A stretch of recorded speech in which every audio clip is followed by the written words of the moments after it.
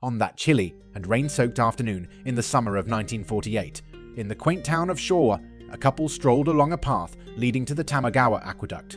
The roaring rapids crashed beneath the river, prompting the man, known as Sensei, to remark on its ferocity, dubbing it a man-eating river.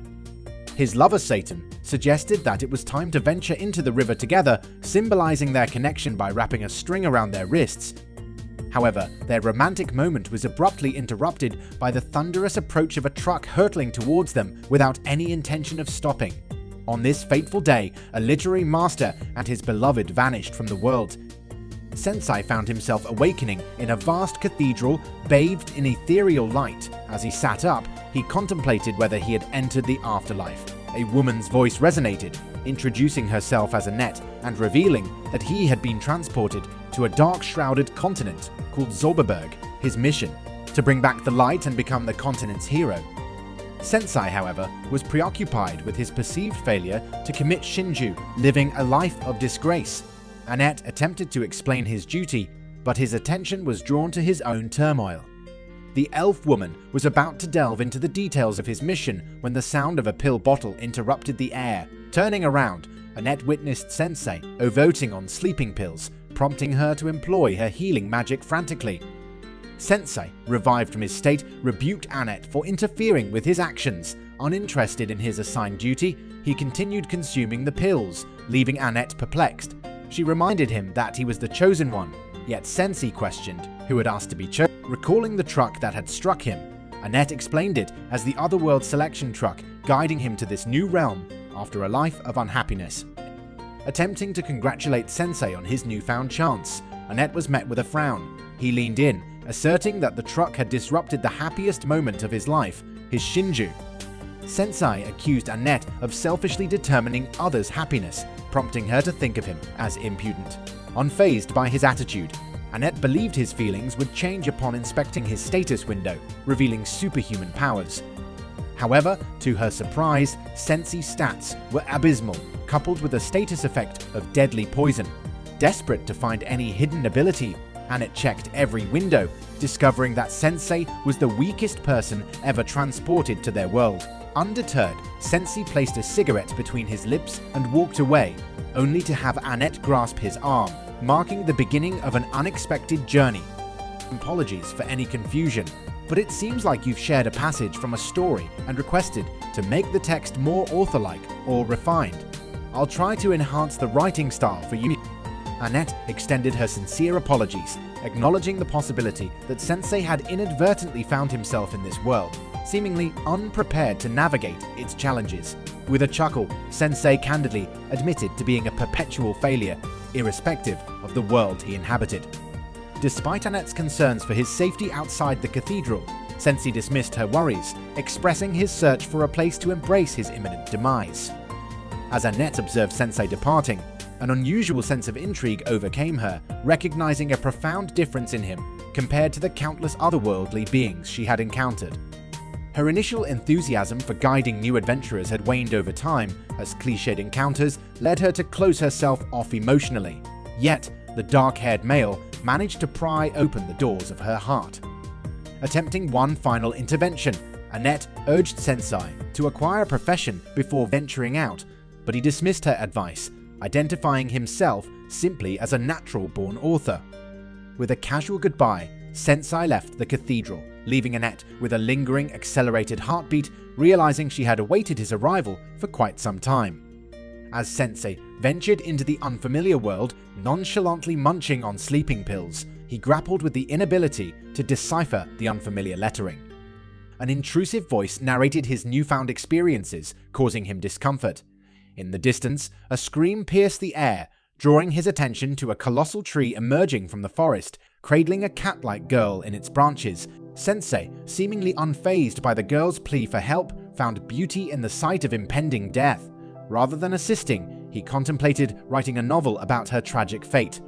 As the tree's branches ensnared Sensei and the cat girl, their impending demise seemed inevitable.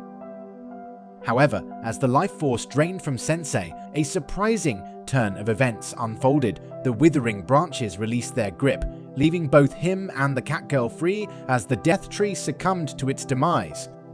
Her bewilderment dissipated when the mysterious voice revealed that he had coerced the tree into absorbing the poison from his body. This revelation led her to believe that he was engaged in some sort of self-imposed poison training. Despite standing up, convinced he was feigning weakness, Sensei clarified that his only pursuit was to find a way to end his life, yet he inexplicably remained alive. The girl, grappling with the complexity of his intentions, expressed gratitude for his life-saving intervention. Eager to repay him, she invited him to her abode. As she helped him up, Sensei, noticing a string on his wrist, was flooded with memories of his lost love, Satan. Lost in his thoughts, he walked away, leaving the cat girl attempting to introduce herself. Sensei's newfound purpose emerged. If Satan were in this world, he would find her, and they would embrace their fate together at the cathedral. Meanwhile, Annette prayed for Sensei's well-being until he unexpectedly strolled through the cathedral doors, greeting her casually.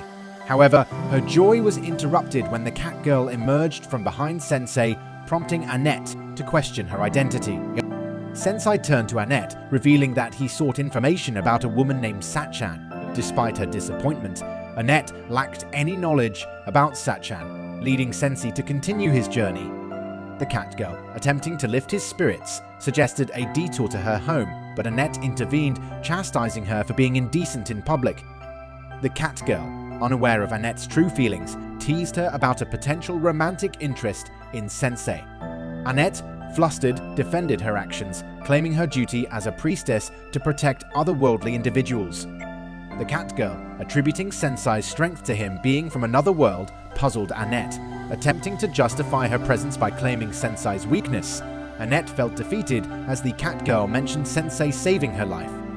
Their conversation was interrupted by Sensei, seemingly finding something of interest. Explaining his persistent dizziness since arriving in the new world, he requested to be awakened upon reaching the town and slowly closed himself off in his thoughts, bidding Annette and Tama not the cat girl's real name. This peculiar scenario unfolded during the daylight, leaving Annette perplexed. The cat girl, smugly correcting the misconception about her name, began to drag Sensei towards their destination, adding another layer of intrigue to their unfolding journey. The coffin creaked in the direction of the next town as T gazed into the distance, questioning Annette's true identity as a priestess. Eventually, they all reached the bustling castle town of Roth, where they opened the coffin to rouse the groaning dark-haired male. Sensei chuckled at the confirmation of being in another world once again. Together, they strolled into the town, and Annette suggested seeking an audience with the king. The royal figure, introducing himself as King Thomas, welcomed them along with his daughter, Princess Charlotte. The king offered them a night's stay in the royal palace on the condition that they share a tale of their travels. However, Sensei, uninterested, asked if he could teach the king about the comfort of sleeping in a casket. The peculiar request left the king wondering if he was being threatened, prompting Annette to change the subject. Annette complimented Charlotte's beauty, leading to the discussion of potential marriage partners for the princess. Two contrasting candidates, warrior Gomez and musician Otto, entered the room. King Thomas asked the trio to choose between the two, but Sensei, reluctant to leave such a crucial decision to random travelers, stated that the king wasn't qualified to make that decision either. He then left for the designated room for the night, feeling overwhelmed by the situation. In the room, Annette was about to inquire about Sensei's relationship with Sachan when she noticed Tama snuggled up against him under the covers. This discovery sparked a lively argument between Annette and Tama, prompting Sensei to seek solace elsewhere. He stumbled upon Charlotte, contemplating by the moonlit lake. Sensei remarked that the water looked beautiful enough to drown in, prompting the princess to inquire about his torments. Sensei, admitting that his struggles and attempts at seppuku caused trouble for his family, encouraged Charlotte to follow her desires. The following day, they returned to King Thomas, where Charlotte finally made her decision on a marriage partner. Annette believed it would be Gomez, while Tama thought it would be Otto. However, the decision hung in the air, adding an air of anticipation to the unfolding events. Amidst the tense atmosphere, Princess Charlotte surprised everyone by stepping down and declaring her intention to commit shinju with Sensei. Her father, King Thomas, reacted with shocked confusion, and the onlookers were stunned. Annette seemed to lose consciousness, muttering about the absence of a god, while Charlotte defended her decision, admitting that both Otto and Gomez were unsuitable for various reasons. King Thomas attempted to reason with Charlotte, but she countered, accusing him of being unreasonable for dismissing her wishes and emphasizing that only Sensei had shown her genuine respect. Sensei, amused by the unfolding situation, shared a moment with Charlotte until their connection was abruptly disrupted. Gomez, one of the suitors, removed his helmet and transformed into a large, horned beast, revealing himself as an underling of the Demon King of Rage. He admitted to plotting the nation's downfall, but now sought to eliminate everyone in the room. Soldiers attempted to intervene, but Gomez effortlessly sent them flying. Tama shielded Annette from the debris, declaring her intent to be fighting partners with Sensei. Otto's attempt at a supportive song failed, and Sensei, seemingly indifferent, offered no assistance. Gomez, now a minotaur-like monster, attacked Tama, who skillfully evaded most blows but struggled to damage his formidable horns. As Gomez prepared for another assault, Sensei suggested an unconventional proposal, asking if he could murder both Charlotte and himself. Charlotte, confused by the sudden turn of events, broke free from her father's grasp. As Gomez readied his attack, Charlotte admitted that she wanted to live and protect the people of the country. Sensei, grinning at the realization of her kind-hearted nature, pushed her away, deeming her unfit to be his Shinju partner. Before Gomez could strike Sensei, Annette suddenly awoke, summoning a shield that shattered Gomez's horns. Seizing the opportunity, Tama delivered a powerful blow to the Minotaur, sending him crashing through the castle wall into the waters. Tama reluctantly thanked Annette, and the unexpected turn of events left everyone in awe of the unfolding chaos. Having thanked the Catgirl in return, Otto's attempts at another song were promptly halted by the group. Meanwhile, King Thomas sought forgiveness from his daughter, Princess Charlotte, who granted it without hesitation. Sensei, amused at his failed attempts to die once again, chuckled in his usual nonchalant manner. A few days later, the soldiers received orders from 16-year-old Queen Charlotte to subjugate all magical beings in the vicinity. Despite the surprise and concern of others, Sensei acknowledged it as Charlotte's decision and expressed admiration for women who stood on their own feet. Tama, in agreement, urged Sensei to stand on his own feet as well, but he remained silent, lost in contemplation while gazing at the sky. As they continued their journey, Tama complained about hunger, prompting a break. Sensei inquired about boiled tofu, but Annette was unfamiliar with it, making a note to find it in the next town. Tama questioned how long it would take to reach her home, and Annette estimated a few days, with a stop at the Viton Cathedral. Annette explained that Otherworlders arrived at one of the 4 cathedrals before journeying to the Demon Lord's castle. Their current mission was to gather information about Sakan, and Annette expressed reluctance for Sensei to confront the Demon Lord. Tama teased Annette about her feelings for Sensei, but Annette clarified that she wanted to help him find meaning in his life. She also admitted tagging along to confirm whether Sashan was Sensei's lover. Despite Annette's confession, Tama pledged to assist her until she returned home, even though Annette seemed reluctant, hinting at her desire to be close to Sensei. Annette mentioned her friend, the priest of the Viton Cathedral, and entrusted her resignation to a familiar creature. Tama questioned if the creature perched on Sensei's head was the familiar, prompting Annette to grab it and demand the location of the letter. Sensei smirked as the creature, named Mayos, spat out the letter. Annette, visibly upset, scolded the creature. Sensei playfully named it Mios before it settled on the coffin to sleep. However, Mio suddenly sensed something and flew away, alarmed by the arrival of a dragon. The dragon roared, and a cloaked figure approached, uttering words in an unfamiliar language. The mysterious figure's presence calmed the dragon down, but when questioned about her identity, she urged them to leave quickly due to the monsters in the area. Sensei, popping out of the coffin, startled the stranger. Tama and Annette explained that Sensei was a peculiar otherworlder. The mention of Sensei's origin prompted the stranger to unveil herself and declare that all otherworlders must perish. The stranger activated her powers, preparing to launch an attack. Annette attempted to summon a barrier, but it shattered within seconds, sending them flying. The destructive force bewildered them, and despite the need to protect Sensei, a draconic woman appeared, intimidating Tama and Annette Annette, noticing the insignia on the stranger's chest, realized she was the Demon Lord. The draconic woman was about to unleash an attack when Sensei stood up, walking in front of Annette and Tamer, insisting that the situation wasn't related to them and that she should kill him as he was her opponent. Annette protested, calling out to him, but the Demon Lord, named Odia, agreed with the terms and impaled Sensei's chest, instructing him to die. Annette and Tama, frozen in shock and despair, watched Sensei fall to the ground, coughing and spitting blood. Odia walked away, declaring her name and telling Sensei to rest in peace. As they felt defeated, Sensei's chuckle rang through the air, surprising Odia. He acknowledged the intense hatred she felt, revealing that he had experienced a similar feeling in the past. Sensei even admitted to sending a threat to someone he wanted to stab. Sensei, now caressing Odia's hair, confessed to feeling like he had lost his mind in the past due to the hatred he harbored. He asked if Odia felt the same way now, claiming to see sorrowful eyes in her. Conflicted and confused, Odia took a few steps back until she leapt into the air, summoning her dragon. The beast caught her and they flew away, leaving Sensei bleeding on the ground, cursing under his breath. The dragon carried Odia off as Sensei continued to bleed out, still active on the ground. The Demon Lord Odia cast a conflicted frown over her shoulder, pondering the enigmatic figure who had captured her attention. As rain poured heavily, Meadows emerged from behind some rocks, casting a worried glance at the trio. At the Zeiton Cathedral, priests carried on with their mundane tasks until a knocking sound echoed through the front doors. The doors creaked open, revealing Mios in a peculiar form, resembling a flying pillow or rug carrying Sensei and others.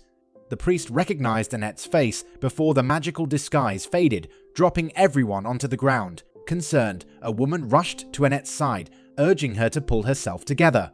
Annette, however, was more preoccupied with Sensei's well-being. Inside, the cathedral became a hive of activity as priests gathered potions and summoned healers. The wounded were tended to, and the night passed in a blur of recovery. When the sunlit morning arrived, the atmosphere buzzed with energy. As Sensei explored the area, he stumbled upon a shop selling various bottles with different effects. Choosing one labeled as poison, Sensei shocked everyone by drinking it. He explained that rapid recovery wasn't ideal for his condition. Annette's friend, Aisha, shot him a judgmental look, but the scene revealed his improving health. Annette pondered Aisha's knowledge of Otherworlders, particularly one named Sachan, but Aisha remained unaware. She focused on explaining the challenges faced by Otherworlders, blessed with divine power to defeat the Demon King, but often exploited for personal gain. Interrupting their conversation, a man approached, referring to them as elf sisters. Aisha's displeasure was evident. The man, Katoro, attempted to lighten the mood, showcasing his supposed cheat skill of infinite money. Summoning gold coins, he offered to buy them anything they desired. Unimpressed, Aisha aggressively threw coins at his eyes, dismissing him as busy. As Katoro retreated in pain and tears, Aisha pointed at him, emphasizing her belief that all other welders were indecent. Annette attempted to argue otherwise, but Aisha remained firm in her stance, urging Annette to reconsider traveling with Sensei. Despite Annette's protests, Aisha's conviction was unyielding. The expression on Sensei's face hinted at a mischievous and somewhat destructive nature. The elf woman gazed into her cup, acknowledging that her current circumstances were deeply influenced by Sensei, crediting him with altering her fate. Approaching Annette, Sensei requested money for a particular drug, a request met with immediate. In response to Aisha's claim that Sensei was not the destructive type, Annette defended him. Aisha, visibly disappointed, groaned and inquired about Sensei's divine power. Annette clarified that Sensei lacked divine power, but willingly offered himself for their protection against the Wrath Lord. The mention of the Wrath Lord confused Aisha, as she believed the creature had been killed by another Otherworlder days ago. Annette shared the confusion, unaware of another Wrath Lord's existence. Meanwhile, in a distant castle, someone occupied a throne, reassuring the restrained monsters that their master would not return. This person and a familiar girl claimed to have taken care of the Demon Lord. However, Oda, in a separate location, whispered about her recently slain father, hinting at potential complications. Returning to their temporary residence, Annette heard the news of the Wrath Lord's defeat from Aisha, who received a notice from the church headquarters. Annette felt joy at the prospect of peace for Zerba, and the cat girl expressed excitement about the positive impact Otherworlders had. Yet, Tama recalled the draconic woman they encountered, prompting a discussion that ultimately led to the dismissal of the topic. The cat girl mentioned Sensei's arrival coinciding with the demon lord's supposed defeat. Annette, however, couldn't explain why he was summoned, and they chose to let the matter rest. Sensei, occupied at a small desk, tore up paper and chuckled, expressing a desire to have his tombstone engraved with his unique life story, tearing up ruined manuscripts. When questioned about his recent actions, Sensei revealed a struggle with writer's block, preventing him from documenting his experiences in the world. Annette, intrigued, inquired if it was a travel diary, emphasizing the need for a more personal touch.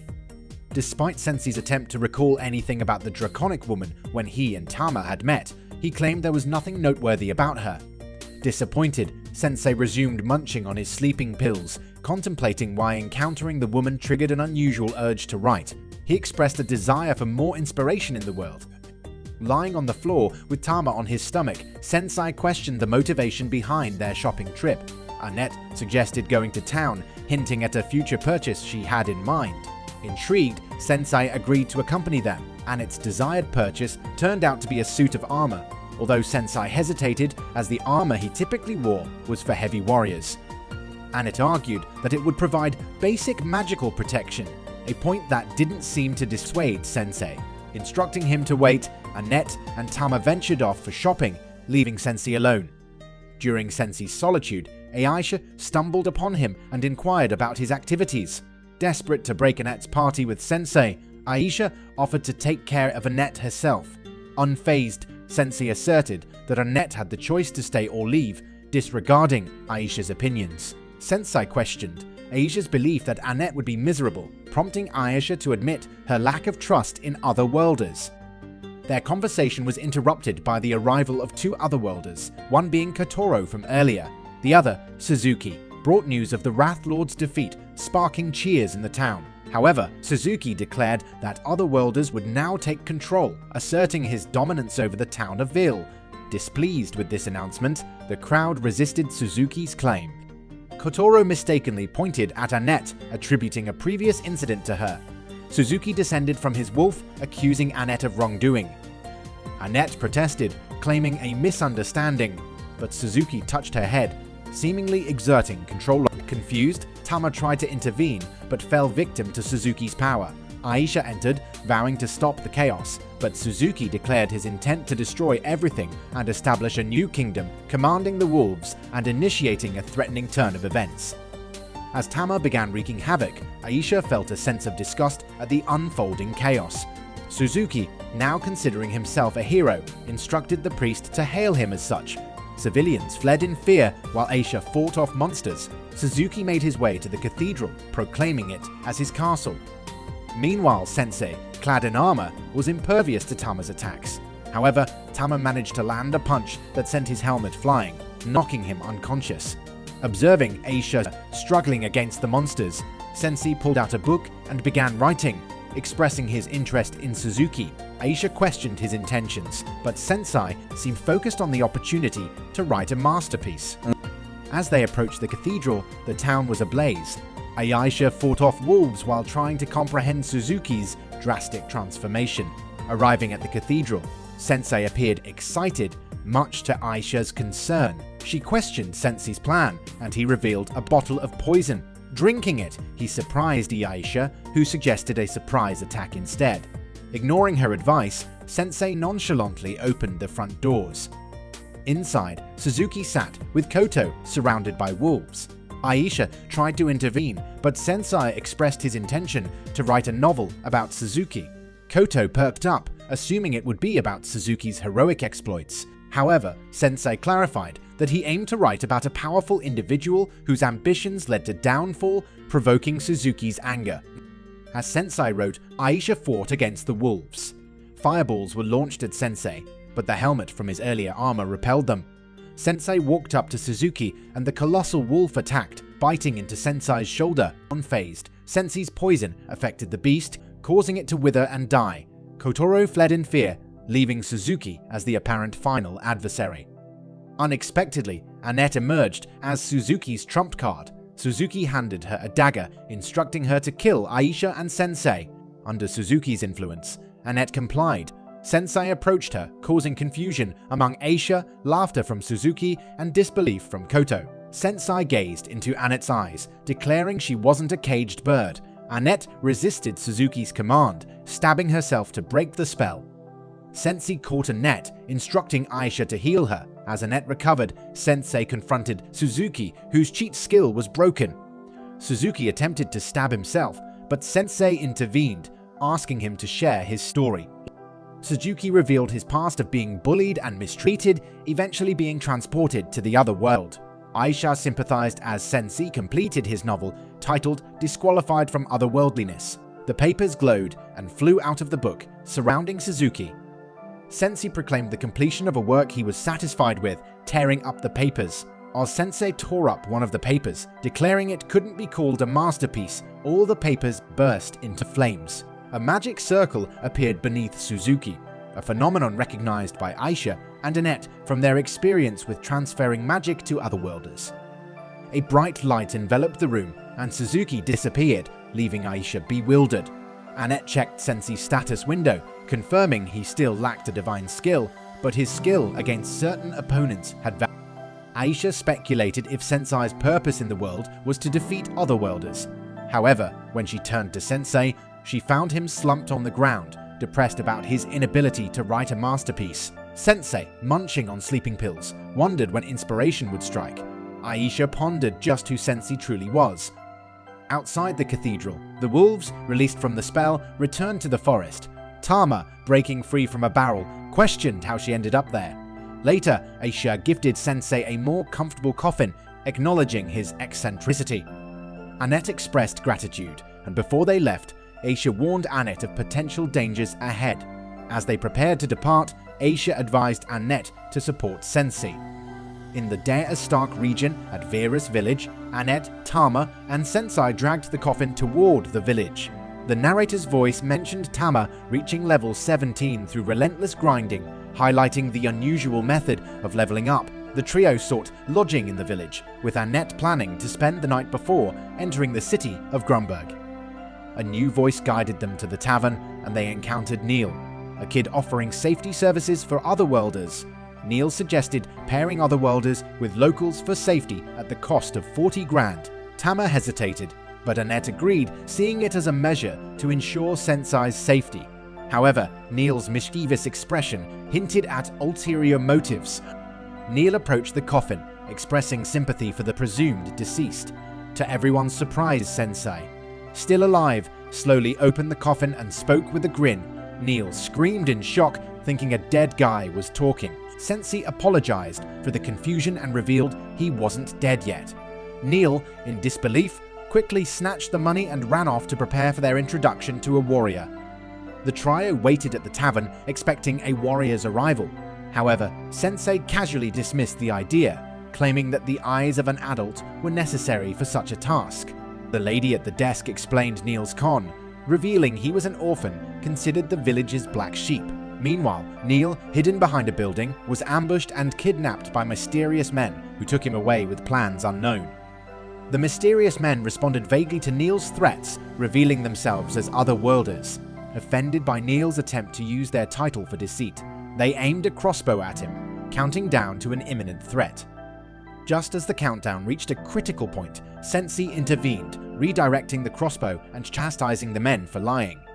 The arrow struck one of the men's knees, and Sensei asserted that they didn't deserve the title of warriors. Neil, astonished, watched as Sensei confronted the men, pointing out how adults like them influence negative behaviors in kids. The shortest man, using Heaven's Eye skill, initially identified Sensei as an Otherworlder, but later dismissed it, claiming a false alarm. Sensei, unfazed, started consuming his sleeping pills. The leader, gaining confidence, prepared another arrow, threatening Sensei. However, the men were taken aback when Sensei confidently invited the leader to aim for his heart, holding his hands in a heart shape over his chest. Somehow feeling intimidated, the men decided to retreat. Sensei wasn't attempting to scare them away, but was genuinely trying to help them aim and kill him, calling them liars once again. Neil, in awe, asked if Sensei was a warrior, but Sensei denied it, explaining that all adults needed to have a naive past. As Sensei walked away, Neil yelled for him to return, still needing to be freed. The next day, as everyone prepared to head to Grumberg, the two women resumed pulling the coffin. Tama noticed Sensei appearing sleepy and asked if he hadn't slept well. When asked about his whereabouts the previous night, Sensei responded with a grin and a chuckle, prompting a jealous expression from Annette. She sought confirmation that Sensei wasn't seeing other women. Sensei brushed off Annette's inquiry about the previous night, urging them to hurry.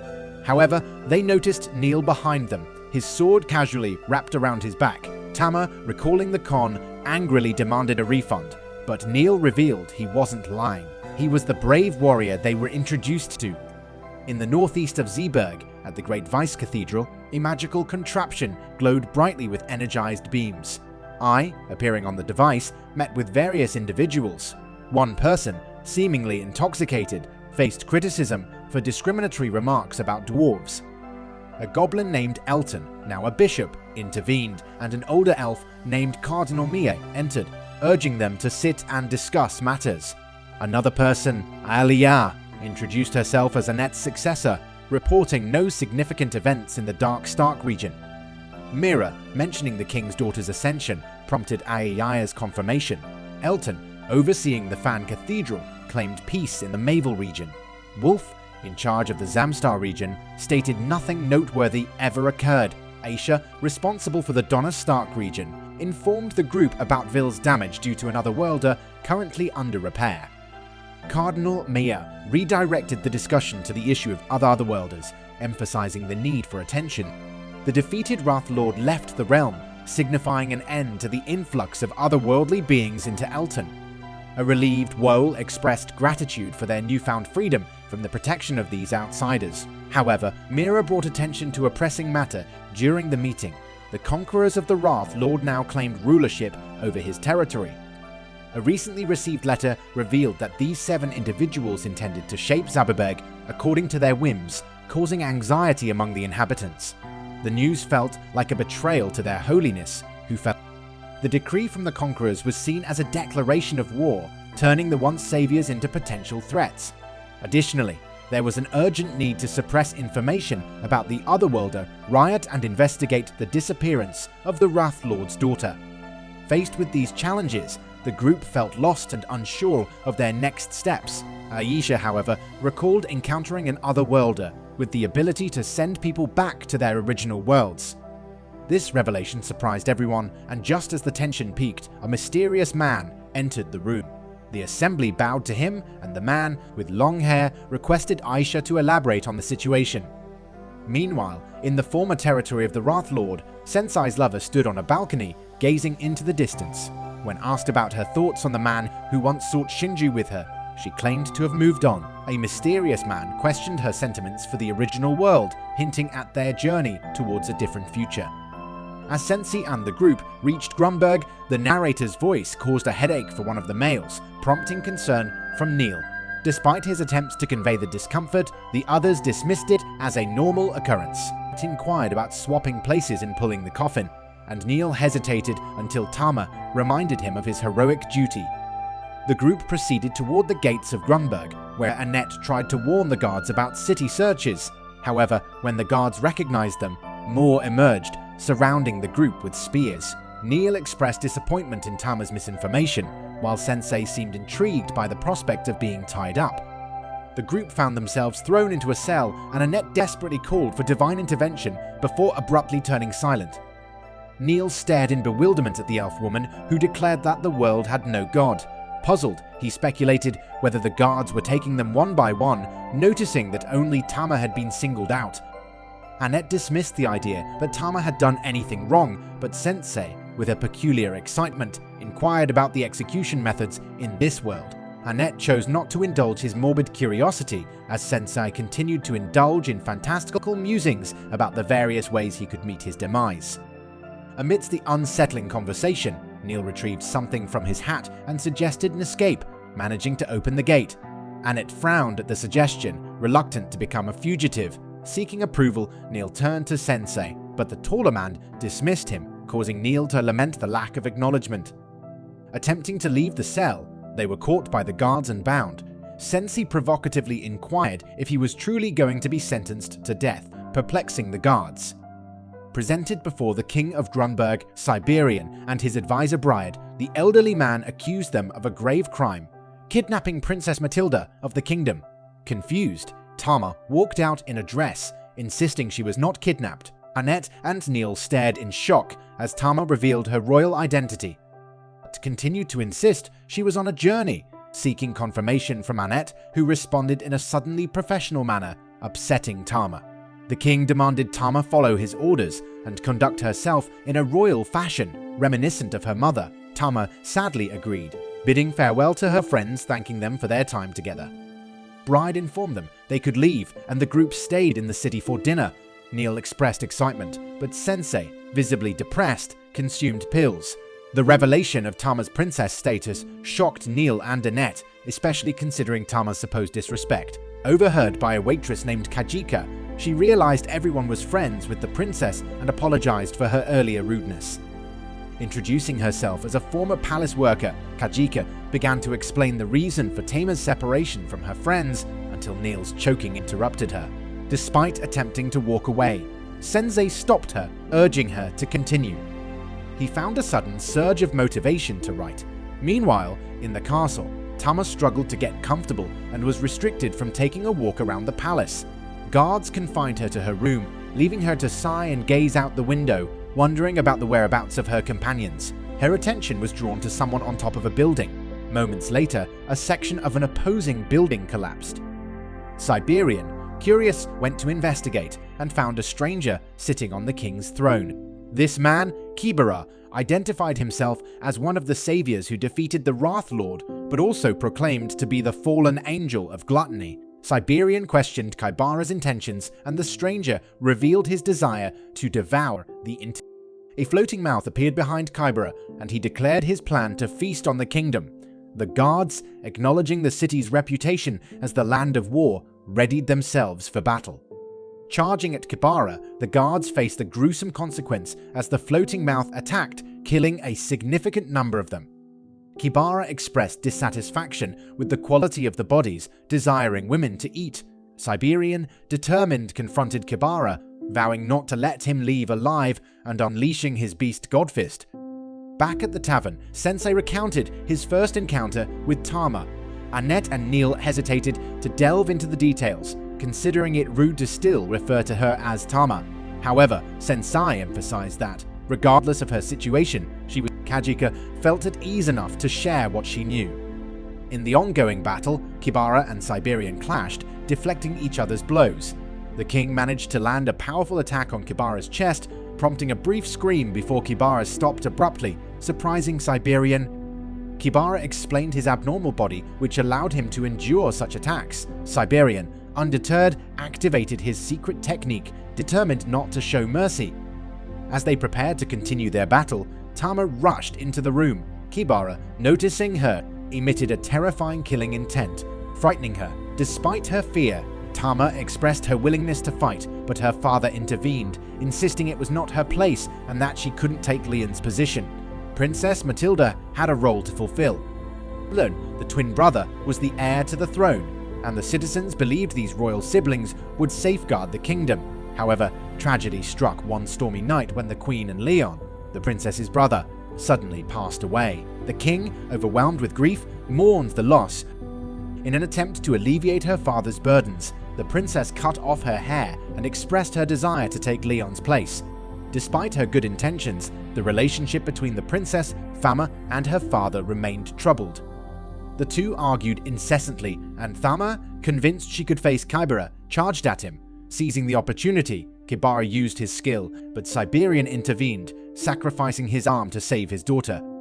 Kibara, sarcastically acknowledging the display of parent-child love, apologized to Thama for what he did to her father. Enraged, Thama attempted another attack, but Bryad knocked her out and fled with her. Disappointed that his potential dinner escaped, Kibara pondered the taste of the king. Back at the tavern, Sensei thanked Kajika for the story. Neil was about to inquire further when a crash outside interrupted them. Bryad greeted them, assuring everyone that Tama was only knocked out. He explained that Grumberg's castle had fallen due to the sudden appearance of an Otherworlder. Sensei, greeting the cat girl and amused by her transformation into a princess in exile, called her a tragic heroine. However, he claimed she wasn't the heroine he sought and urged her to wake up and reveal the rest of her story. In the past, Leon underwent rigorous training with his father due to his role as the kingdom's prince. Briard, noting Leon's gentle nature, suggested that being gentle wasn't suitable for him. The king observed Tama outside, swinging from a tree, and scolded her for not behaving like a princess. He ordered her to put on a dress and read a book in her room, leaving the princess disappointed. As Tama changed, her mother brushed her hair, noticing her upset expression. When asked if she got scolded by her father again, Tama expressed her hatred for being a princess, wishing she had never been born one. The queen, understanding her daughter's frustrations, smiled and approached her, offering comfort. Tama found herself in a dream where her mother was about to share important words. However, the dream abruptly ended as she woke up in Kajika's house, feeling disoriented. Outside, citizens were causing a commotion, and Tama opened the window to see a large hole in the cliffside near the castle. In the hole, Kibara stood with the king chained up, proclaiming himself as the new ruler of the land. The citizens, having heard warnings from the minister, were not in favor of this, as they cared for their real king, Siberian. Kibara acknowledged the people's love for Siberian, but mentioned that it could be a problem, as stressed individuals lose the quality of their meat. He assured them that he didn't aim for a dictatorship, but solely desired to taste the flesh of all demi-humans in the country, specifying that he would only consume women and children. When a demi-human man threw rocks at Kibara, he used his cheat skill to take a bite, killing the man and instilling fear in the crowd. Kibara, correcting himself, mentioned that he would make room in his stomach for all the men as well, trapping the citizens in the city by stationing the Wrath Lord's forces everywhere. As Kibara walked away with the chained king, Annette and Neil wondered about his intentions. In the tavern, Tama, restrained by Briard, expressed her determination to take down Kibara. However, Kajika and others intervened, explaining that even the king was no match for him. Tama argued that her father was only defeated because he protected her, emphasizing her duty to protect the country, especially for her brother's sake. Annette approached Tama, understanding her sentiments. She shared knowledge of Kajika's tragic story, unaware that it involved Tama's mother and brother. Annette conveyed the widespread grief when the news of their deaths reached the citizens. Despite Tama's role as the princess, Annette reassured her, claiming there was nothing to worry about, and insisted that this time, Tama should leave it to them. In the clandestine strategy devised to vanquish the otherworldly adversary, Sensei, the enigmatic dark-haired male, pored over his ancient tome. Closing it with a determined gaze, he declared that the time had come to embark on their mission. Despite Sensei's assurance, Tama remained uneasy about her friends venturing out to confront the looming threat. As they reached the imposing castle doors, Annette's shock betrayed the unexpected presence of not only the Otherworlder, but also two formidable ogres guarding the gate. The ogres, proclaiming orders to eliminate intruders, prompted Annette to caution Sensei and Neil to stand back. However, defying conventional wisdom, Sensei boldly approached the monstrous gatekeepers and casually announced their arrival, expressing a bizarre desire to be devoured. The audacious declaration left everyone dumbfounded, and Sensei elaborated further, expressing awe at the king's speech and endorsing the idea of being devoured. The ogres, bewildered by this unexpected proposition, engaged in frantic whispered deliberation. Unsure of how to respond, Neil speculated on attacking while the ogres were distracted, but Sensei, growing increasingly animated, demanded a clear answer from the perplexed creatures. Amidst the chaos, the ogres, uncertain of their course of action, ultimately agreed to wait for a decision. To everyone's surprise, they found themselves bound and led back to the familiar cell from the previous day. Annette voiced her discontent, unaware that Sensei had orchestrated this perplexing turn of events as part of a broader plan. Approaching Neil with a sly grin, Sensei retrieved his hat and produced a paperclip, enlisting the boys' help to facilitate their escape. Meanwhile, at the tavern, Briard attempted to deliver soup to the princess, only to discover her disappearance through an open window, prompting an exasperated sigh. Inside the castle, Kibara occupied the throne, while the wounded king bled from a severed arm. Two ogres rushed in to report an encounter, but before they could elaborate, a powerful force kicked one of them through the chest. Tama, glaring at the seated figure, faced off against Kybara, who rose with anticipation. Despite the father's disapproval, Tama declared her intent to defeat Kyra. The battle unfolded, with Kybara using a distinctive technique that sent Tama crashing into a wall, leaving her wounded and realizing the formidable strength her opponent possessed. Devouring Tama in the true sense, Kybara intended to unleash a torrent of brutality, leveraging her father's formidable skills. As Sensei and the others emerged from their cage, Annette expressed relief, realizing that Sensei's bizarre plan of offering themselves for consumption was merely a ruse. Neil, amused, remarked that nobody would willingly do that, prompting a secretive chuckle from Sensei, masking his true intentions. Their focus shifted to confronting the otherworldly threat, and as they approached a set of doors, Annette positioned herself protectively. However, Sensei revealed that they had stumbled upon the Queen's chamber, triggering his immediate and thorough search. Annette, appalled, chastised him for lacking common decency, while Neil, skeptical about finding a solution in the room, voiced his concerns. Sensei, addressing Neil with his title, politely asked him to pick the lock of a drawer, convincing the boy to comply. Inside the drawer lay a crucial book, prompting Sensei's grin and praise for Neil's contribution. Meanwhile, the battle continued in the main room, with Tama resilient despite Kybara's relentless attacks. Despite her endurance, Kybara dismissed her martial arts as futile, swiftly maneuvering to deliver powerful blows. In a moment of reflection, Tama recalled her brother's dedication to training, driven by a desire to protect their family and the kingdom. Returning to reality, Tama rose from the ground, but Siberian, her brother, urged her to concede, acknowledging the substantial gap between them and their opponent.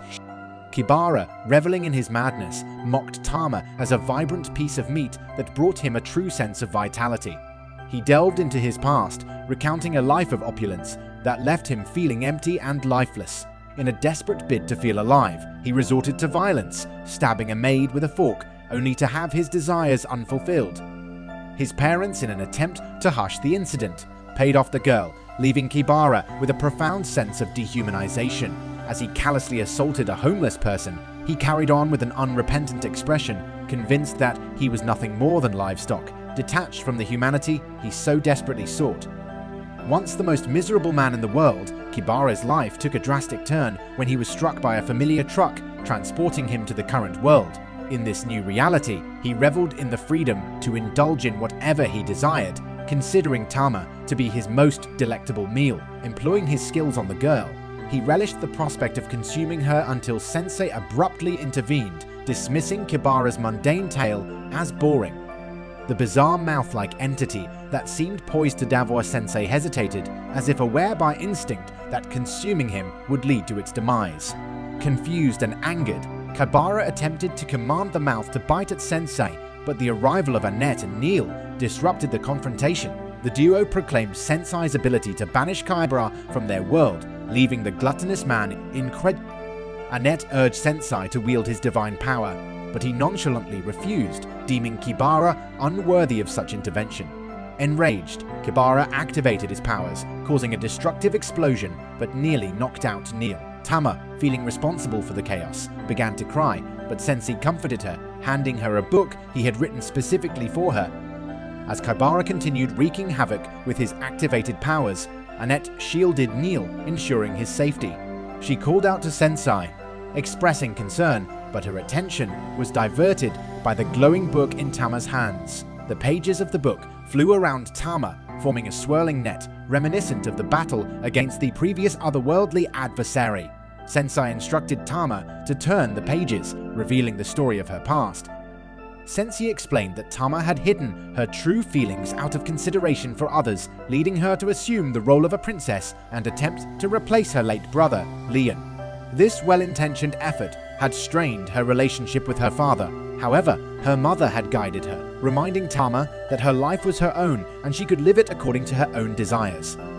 Sensei posed a crucial question to Tama, asking if she would continue living up to her father's ideals or her late brother's vision of a prince.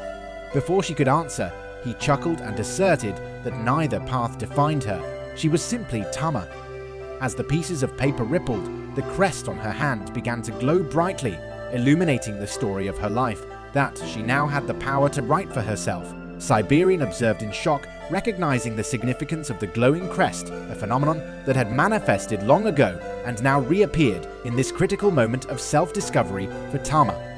In the past, after Tama's crest had initially appeared, her brother Leon felt a surge of pride in her. Eager to share the news with their father Thomas, Leon's close friend cautioned against it, predicting Siberian's disapproval. However, unbeknownst to them, the king had overheard their conversation from behind a tree. Despite this revelation, the light on Tama's arm ceased to appear since that day. Siberian later realized that he had stifled Tama's potential out of fear for her safety, inadvertently closing the door on her latent abilities. He wondered if his late wife Rebele had understood this, leaving Siberian feeling a profound sense of shame. Kibara, unimpressed by the unfolding events, mocked the notion of a comic-like scenario where Tama would suddenly awaken her powers and triumph with a happy ending. He asserted his dominance, dismissing them as livestock. In response, Sensei, calmly lighting a cigarette, acknowledged the power of despair and hope, emphasizing the influence of Tama's mother and Leon. Annette, impressed, urged Tama to act, prompting Kibara to activate his own absorbed crest from Siberian, anticipating overpowering Tama. Contrary to Kibara's expectations, Tama unleashed her skills, conjuring dazzling fireworks that stunned him. She then delivered a powerful headbutt and executed a secret technique, the Fist of the Beast God King's Fang, ultimately defeating Kibara. Exhausted, Tama collapsed, but her father caught her. Annette assured the king that they would care for Tama, proceeding to heal the exhausted cat girl. Meanwhile, Sensei approached the fallen Kibara and returned Rebela's diary, admitting he had read it without permission. In a jesting manner, he asked if Siberian wished to impose the death sentence again. However, Siberian acknowledged that Sensei had saved his daughter, appreciating the sacrifice made. As the aftermath unfolded, Bryad entered the room, recognizing Kibara's demise. Siberian, bewildered, and Bryad, insightful, realized that the battle was far from over. Despite Tama's formidable display, Bryad knew her skills were still incomplete. The confusion intensified as everyone witnessed Kyra's lifeless corpse undergoing a grotesque transformation, signaling that the true conclusion of the conflict was yet to come.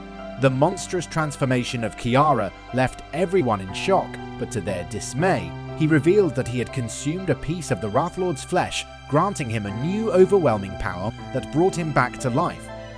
As Kiara prepared for another attack, Yuya, a draconic woman, suddenly appeared and swiftly decapitated Kibara, leaving the male confused and the others shocked. Kibara, attempting to maintain superiority, mentioned how her father tasted good, but Yuya used her powers to burn him to ashes, ensuring his demise. Yuya turned her attention to the onlookers, and Sensei, ever observant, noted the lingering sadness in her eyes. Audia, surprised by Sensei's presence and shocked at his apparent survival, questioned him. Instead of answering, Sensei asked if killing Kibara brought her any solace. She remained silent, leapt onto her dragon, and flew away, leaving behind an impressed Neil at Sensei's ability to drive such a powerful figure away. Sensei reflected on Kibara's tragic story and expressed a desire to one day write the tale of the draconic woman. The next day, the people of the city worked together to repair the kingdom. Koika thanked Annette and Neil for their efforts, expressing disappointment that Tom was staying at the castle. Neil jokingly complained that Sensei never emerged from his coffin during the farewells, prompting teasing from the dark-haired man. In the castle, Tama stared out the window, where her father approached, asking about her presence. He insisted that she was free to go wherever she pleased, asserting that he was still young enough to protect the kingdom. Wishing her luck on her journey, he encouraged her to return as a formidable warrior like him. Tama, smiling, leapt out of the window onto a familiar branch, expressing gratitude to her father and promising to return soon. Siberian, eavesdropping, pondered if he had conveyed his feelings well enough through his wife's diary. Annette and Neil, meanwhile, pulled Sensei's coffin towards the next city. As Sensei popped out, he casually informed Neil that he was indeed alive, leaving the boy bewildered and adding another layer to the mysterious persona of Sensei. The boy, irritated, sternly told Sensei to walk by himself, but Sensei, glancing behind them, chuckled and revealed that Tama had rejoined the group. With Tama back, the team continued toward their next destination, spotting a large tree in the distance. Sensei, feeling depressed, resumed eating his sleeping pills while Tama explained that it was the famous Zaberberg tree. Neil, unable to grasp its significance, questioned Tama's pride in it. Annette clarified that it was the great tree of sacred logs believed to bestow blessings upon travelers. Disappointed that she couldn't share the details, Tama threw a tantrum, prompting Sensei to urge her to stop and focus on pulling the coffin. Upon reaching the village, they discovered it had transformed into a gambling hub, confusing Annette. Sensei theorized that the influence of the Otherworlders had led to this drastic change. Depressed over running out of sleeping pills, Sensei suggested talking to the village chief while trying to find pebbles to munch on.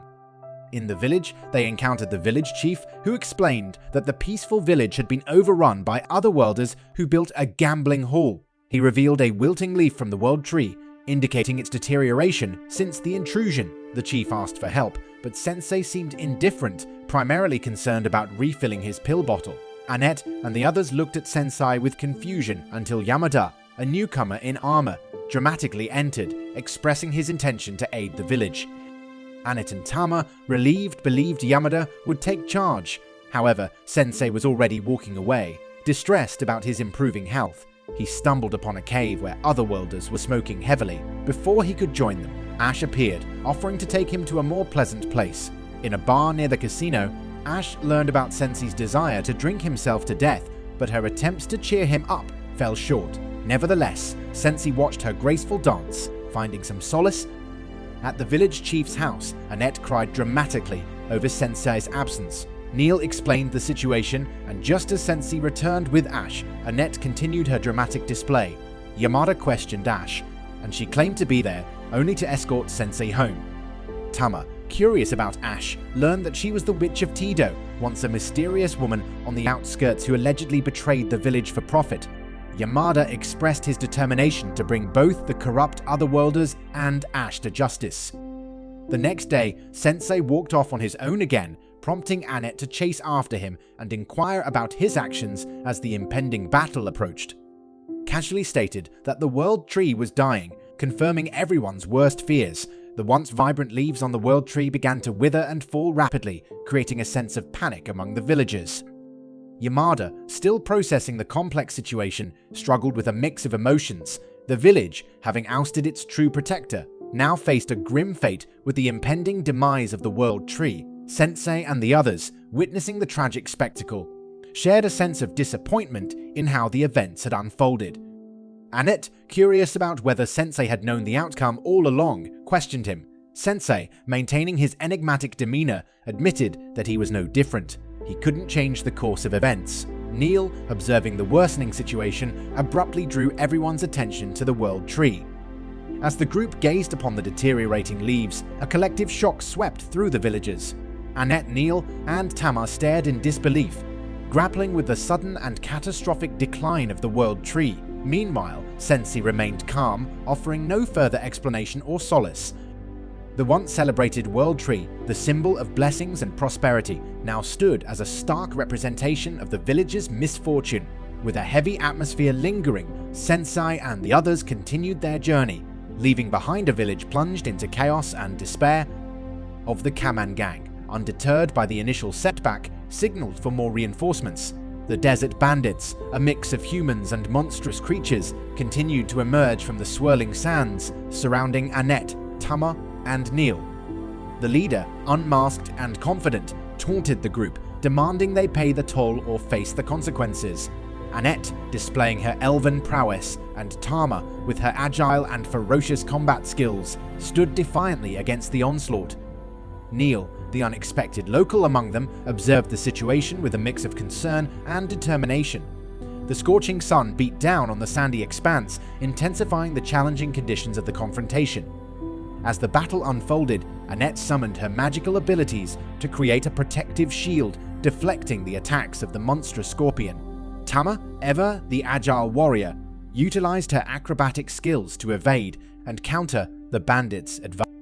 Within his coffin, Sensei remained comfortably sheltered from the blistering desert heat, seemingly unfazed by the unfolding chaos. Annette, caught between battling the bandits and protecting Tama, wondered whether Sensei's decision to stay inside was a choice of wisdom or merely a preference for shade. The leader of the Kamen gang, growing increasingly frustrated with the resilience of the two women, signaled for a change in tactics. The bandits adjusted their strategy, coordinating their attacks more effectively to overwhelm their opponents. Amidst the swirling sand and fierce clashes, the outcome of the battle hung in the balance. Annette, Tama, and Neil faced the challenge of the Kamen gang in the unforgiving desert, their fate uncertain in the relentless heat of the Samstag region. Title, stating that he was just a storyteller. The kids, fascinated by the idea of a hero and a storyteller, bombarded Sensei with questions about his adventures. Kathy, the kind old woman running the orphanage, approached Annette and Tama, thanking them for bringing Neil back and offering them a place to stay. Annette inquired about the roar they heard earlier, and Kathy explained that it came from the god of sand, a massive sandworm that occasionally roamed the desert. Sensei, overhearing the conversation, casually mentioned that he had encountered sandworms in his travels and shared a few exaggerated tales about his encounters. The kids, wide-eyed and in awe, listened intently to Sensei's imaginative stories. As the evening continued, the group enjoyed the warmth of the orphanage, sharing stories, laughter, and a sense of camaraderie with the children. Neil, feeling a sense of belonging, couldn't help but smile at the scene unfolding around him. Tama, curious about Neil's connection to the orphanage, asked him about his past. Neil hesitated, but eventually opened up about how he used to live in the orphanage and had become an adventurer to protect those he cared about. The kids, realizing the hardships Neil faced, admired him even more. The night passed peacefully, and the next morning, Kathy offered the group supplies for their journey. As they prepared to leave, the kids gathered to bid farewell, expressing their gratitude to Neil and wishing the heroes well on their adventures. Leaving the orphanage behind, Sensei, Annette, Tama, and Neil ventured further into the desert, guided by Neil's knowledge of the region. The vast expanse of sand stretched endlessly before them, and the distant silhouette of the god of sand loomed on the horizon. Their next destination awaited, promising new challenges and adventures beneath the scorching sun of the Samstag region. Conversation, the mysterious man bid Neil farewell and disappeared into the night, leaving behind the feeling of warmth and camaraderie. Neil, with a newfound sense of encouragement, returned to the room where Sensei, Annette, and Tama were still asleep. The next morning, the group gathered to continue their journey through the Samstag region.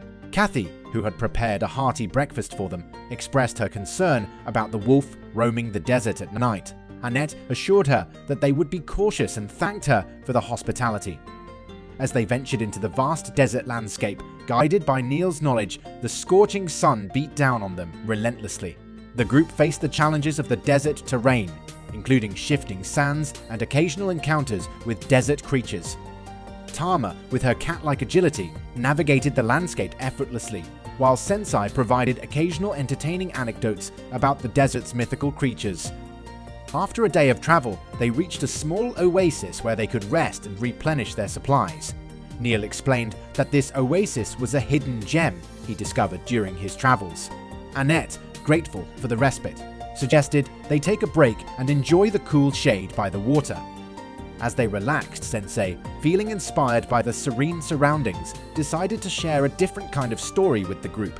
He began crafting a tale about an oasis hidden in the heart of the desert, guarded by benevolent spirits. The story unfolded with elements of magic, adventure, and the triumph of kindness. The group, captivated by Sensei's storytelling, found themselves immersed in the imaginary world he painted with his words. The oasis became a place of wonder and mystery, and even Neil, who initially questioned the eccentric novelist, couldn't help but be drawn into the narrative. As the sun began to set, casting a warm glow over the oasis, the group felt a sense of unity and shared camaraderie. The desert, once perceived as a harsh and unforgiving landscape, revealed its hidden beauty through the eyes of the storyteller. With refreshed spirits, the group continued their journey, leaving the oasis behind as they pressed on toward the domain of the god of sand. The mysterious wolf still lurked in the shadows, but the bonds formed during their desert adventure strengthened their resolve to face whatever challenges lay ahead.